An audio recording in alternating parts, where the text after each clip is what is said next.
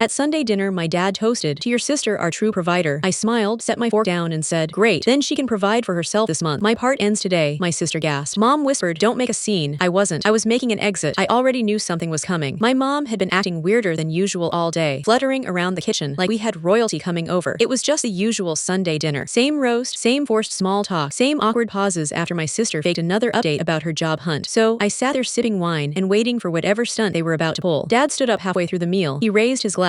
He does this thing where he thinks he's this wise old patriarch, some head of the family delivering heartfelt toasts like we're in a Hallmark movie. He cleared his throat and looked right at Rachel. "To your sister," he said, "our true provider." I remember blinking. I actually looked around for a second like maybe there was another sister I didn't know about. Music. Rachel smiled like she'd won something. Like that sentence was an award she'd been patiently waiting for. I looked at her plate, untouched potatoes, 3 bites of meat like always, and then at her nails freshly done, probably on my dime. I set my fork down and smiled. "Great," I said. "Then she can provide for herself this month. My part ends today." Rachel's mouth dropped open. I think she expected me to laugh after like I was joking. I wasn't. Mom leaned in and whispered, "Don't make a scene." I wasn't. I was making an exit. I picked up my bag and left without looking back. I heard the scrape of someone's chair behind me, but no one followed me out. That's when I knew I'd finally shocked them enough to be silent, which for my family is rare. Here's what they didn't say at that dinner. Rachel hasn't had a real job in 5 years. Not since college. Everything she's tried has lasted 3 months tops, and yet somehow she's never short on cash. As I've been plugging the holes, rent, car payments, groceries, it started with emergencies then turned into habits. My parents helped too, sure, but barely. Their version of helping was calling me and asking if I could just step in this time. Every time. What really got me wasn't the money. It was the lie they were all buying into. That Rachel was trying, that she was in a tough season, that the world just hadn't recognized her talents yet. Rachel didn't want to work. She wanted to be adored for doing nothing. And she was getting exactly that with interest. I spent the rest of that night sitting in my apartment thinking through the last few years. My bank statements, my calendar, my canceled vacations, my parents' sudden home repairs that turned out to be money for Rachel's credit card bill, her flight to Chelum last summer, the new mattress she raved about, also mine. And I let it happen because I thought it made me good, responsible, the one who could carry the weight. But that toast, that stupid smug toast, flipped something. The next morning I got to work. I wasn't angry. I was efficient. First, I transferred the lease on Rachel's apartment into her name. Well, I tried. She hadn't qualified on her own, which is why I had cautioned to begin with. So instead, I submitted a move-out notice to the building and arranged a final inspection. 30 days. That's all they give you. Then I shut off the utilities, every one of them. Water, electricity, Wi-Fi gone. I also updated my bank settings, blocking any automatic payments tied to accounts I didn't recognize. That's when I realized Rachel was still using my Amazon Prime and my Uber Eats. She was even part of my Spotify family plan. She noticed almost immediately. I got a text that afternoon. "Hey, something's wrong with the power here." I didn't reply. 3 hours later, "Did you cancel the internet?" WTF. Still nothing from me. That night, Mom called twice. I watched the phone ring, watched it stop, then watched it start again. By the end of the week, my silence was louder than anything I could have said. But honestly, I was just getting started. Rachel didn't reach out again after the power was cut. Not directly, anyway. Instead, she started posting vague Instagram stories, black screens with captions like, "Some people only love you when you're useful." The kind of posts meant to pull sympathy without naming anyone. Classic Rachel. She wanted to make herself the victim before I even opened my mouth. I let her. Meanwhile, my parents stepped it up. Mom left a voicemail acting like nothing was wrong, asking if I'd be coming to church on Sunday, as if I was supposed to sit beside them like everything was normal. The next day, she called again, crying, real tears. She said I was tearing the family apart. Dad tried a different approach. He sent a long email, broken into bullet points like a business proposal. It listed all the invisible ways Rachel supposedly contributed to the family. According to him, her presence had emotional value. Her creativity inspired everyone. I wish I were joking. He actually used phrases like emotional labor and non-monetary contributions, written out as if they were undeniable facts. Rachel, apparently, was a provider because she gave them a reason to keep hoping she'd change. The worst part was that they truly believed it. They had built their entire story around Rachel being special. Growing up, she was the one with potential. I was the one with discipline. Translation, she was loved just for existing. I was tolerated for producing results. When I got straight A's, they called me responsible. When Rachel handed in a half-finished art project, they called her gifted. When I bought my first car, they told me not to show off. When Rachel crashed hers, they said she was going through a rough time. That pattern didn't stop when we became adults. It just got more expensive. A week after that dinner, Rachel finally texted again. This time, she tried to sound sweet. "Hey, I know you're upset, but can we talk?" I didn't reply. An hour later, another message came through. "I don't know what I did to deserve this." That one actually made me laugh. I almost typed out a full list, but instead, I had a better idea. I called the storage unit she'd been using. It was in my name. I'd paid the deposit and the monthly fees for nearly 2 years. That's where she kept her art supplies, mostly unopened paint sets, and a pile of half-broken furniture she claimed she was refurbishing to resell. I canceled the unit and told them to dispose of anything left if it wasn't picked up within a week. Then I waited. 3 days later, she showed up at my place, unannounced. She buzzed the intercom over and over, like a kid throwing a tantrum. I didn't let her in. She stood outside for about 20 minutes. I watched from my window as she paced back and forth, yelled into her phone, probably calling our parents, and finally stormed off. That night, Mom called again. I let it ring. Then she texted me, "You're being cruel. Family is everything." I stared at the screen for a long time. Then I replied, "Then you and Dad can start treating Rachel like like family, not like a fragile little queen who needs constant tribute. I'm out for real this time. She didn't respond. A few days later, Rachel's landlord called me. Apparently, she hadn't been paying her share of the rent, the half I was no longer covering. He said he was considering eviction. I gave him a simple answer, not my problem. That was the first time I'd ever said those words out loud. It felt like breathing fresh air after years stuck in a suffocating room. By week 3, everything started falling apart. Not for me, for them. Rachel went quiet, unusually quiet. No texts, no missed calls, no fake apologies or just checking in messages. That's how I knew she was spiraling. She only ever disappeared when she was too embarrassed to ask for help directly, or when she was busy rewriting the story, so she was the victim, and I was the cold, heartless villain. Meanwhile, Mom went on a full campaign tour, calling extended family, friends, anyone who would listen. She framed it like I was going through something, said I'd been under a lot of stress at work, claimed I wasn't myself lately. The irony wasn't lost on me. The same career they'd been draining for years was suddenly the problem. My cousin Jenna sent me a screenshot of a Facebook post Mom had shared, just a photo of Rachel sitting in their backyard with a cup of tea, captioned with something about keeping your children close no matter what. I didn't even react. I'd wasted years explaining myself, years justifying my boundaries. I was done writing footnotes for them. That same week, I got an email from a property management company. Rachel had listed me as a reference on a rental application. Bold move. They asked me to verify her job and income. I replied simply, I couldn't verify anything. She wasn't employed and I wasn't financially connected to her. She didn't get the place. That's when things went public. Rachel posted a 7-slide Instagram story, black background, white text, about how the people you trust most are the first to abandon you. Vague enough to save face, specific enough that everyone knew it was about me. One slide talked about being forced to rebuild from nothing because of betrayal. She made consequences look like cruelty. What really triggered everything was the car. Rachel didn't have one anymore. She'd been using Dad's second car temporarily and backed it into a mailbox 2 days after moving home. No insurance, unpaid tickets, late fees piling up. Dad was furious, but not at her. He called me instead, left a voicemail saying the accident would cost thousands and that I should step in for the good of the family. I laughed out loud. Then I didn't call him back. I blocked him. No argument, just a clean break. 2 days later, Mom emailed, no greeting, just we're doing our best. Rachel is trying. You've made your point. Can we move on? I read it once and archived it. They still thought this was a phase, that I'd eventually come back, but this was a new normal. For the first time in years, I wasn't exhausted or stressed or broke. I was fine, better than fine. Rachel wasn't. The day after that email, her ex Evan messaged me. We hadn't spoken in almost a year. He asked one thing, is she okay? Apparently, she'd shown up at his place crying, saying she had nowhere to go. She said I'd ruined her life, cut her off without warning, and sabotaged her future. He asked if any of it was true. I told him he could believe whatever he wanted, but I was done explaining myself to people who only showed up when Rachel was falling apart. He replied that he figured as much and just wanted to check. He said the house was starting to feel it too. The next weekend, my cousin Jenna visited my parents and texted me afterward. She's treating the place like a hotel, she said. I think your mom's starting to crack. I didn't ask for details. I didn't need them. I knew exactly what was happening. Rachel wasn't charming anymore. Not when she was slamming doors, blaming everyone, burning through groceries, asking for rides, taking endless showers, and still acting like life had personally wronged her. They de-built her a castle, and now she was setting it on fire. I just watched the smoke rise. By week 4, I was hearing things from people I hadn't spoken to in years. Rachel had started calling old friends, classmates, even random acquaintances, saying she'd been temporarily displaced and was starting over after a betrayal. She used that phrase a lot. She was always good at rewriting history. What I didn't expect was who showed up at my office. It was a Wednesday afternoon when the front desk said someone named Marissa was there. Rachel's old high school friend. I hadn't seen her in years. She smiled like we were close and asked to talk privately. In the break room, she slid a paper across the table, a GoFundMe summary for Rachel. She said Rachel wasn't eating, that she was struggling, that the family had cut her off emotionally and financially. Then she leaned in and said, Rachel told me you're having a breakdown. That's why you're acting like this. I just stared at her. Rachel hadn't only made me the villain. She told people I was unstable, jealous, overwhelmed by work. Marissa asked if I'd share the fundraiser on my social media, said it would mean more coming from me. I stood up, said the conversation was over, and walked her out of the building without another word. That night, I looked at the fundraiser. Rachel had titled it Fresh Start for a Survivor. She wrote a full sob story about losing her home, being abandoned by her only sibling, and needing help to rebuild. There were photos too, her on a park bench with a blanket, a ripped backpack, makeup spilled out. It was pure performance. She raised $672. I recognized a couple of the names, people from my college she hadn't spoken to in years. I didn't touch the fundraiser or report it. I just took screenshots and saved them. I was letting her build the story while I quietly kept the receipts. Then an email came from my parents, lawyer, short and clinical. It asked to discuss shared property, future financial contributions, and family support obligations. No threats, no lawsuit, just a polite push. That's when I knew they weren't just scrambling, they were scared. They de-built their safety net around my income. Credit cards, refinancing, quiet cash top-ups to keep everything running. Retirement was a fantasy. Dad's investments were gone. Mom's savings were probably hanging in Rachel's closet. I didn't reply to the lawyer. I called the bank instead. I removed my name from the shared emergency account I'd been quietly refilling for years. Then, I requested an audit of the last 5 years. It was worse than I expected. Hotel stays, shopping, spa rides. The emergency fund had been used like a personal debit card, most of it traced back to Rachel. That night, I sat alone in my apartment with the lights off. I wasn't angry anymore. It felt like the last piece holding everything together had finally snapped. Then Evan called again. Rachel had shown up at his place, not crying, not panicked, laughing. She'd read the lawyer's email and thought it meant I was giving in. She said I'd come back once I realized no one believed me. I didn't even know what she expected me to do with that. I thanked him, hung up, and booked a flight to Arizona. No one knew I was coming. That house my parents lived in, the one they claimed they'd bought outright, was in my name, and I was done letting tenants destroy it. I'd bought the place years ago as a gift, my idea. I covered the mortgage. They were supposed to handle the rest. They never did. When I arrived, the house looked worn down, peeling paint, dead patches of grass. I let myself in with a key I kept. They were having breakfast. Rachel complained about almond milk. No one noticed me until I closed the door. I put the folder on the counter, the deed, payment records, every dollar I'd spent. I told them this wasn't a discussion. They had 30 days to move out. Mom cried. Dad asked if I was serious. Rachel laughed and said I wouldn't do it. I told her I already had. She stormed off. I handed Dad the eviction notice and left. No yelling, just facts. On the flight home, I slept better than I had in years. The messages exploded after that. Calls, emails, guilt, rage. Rachel even posted a video accusing me of betrayal. I ignored it all. 10 days before the deadline, the property manager called. Rachel tried to claim squatters' rights. She had none. I told him to let her call the police if she wanted. Everything was legal. Eventually, they left. I didn't ask where they went. The house is mine again. I donated everything they left behind and turned it into a rental. For the first time in my adult life, no one was draining my account. No one asking for help. No one telling me what I owe them because we shared blood. My mom sent one last message. One day you'll understand. Family is all you have. I didn't respond. I understood perfectly. I chose peace.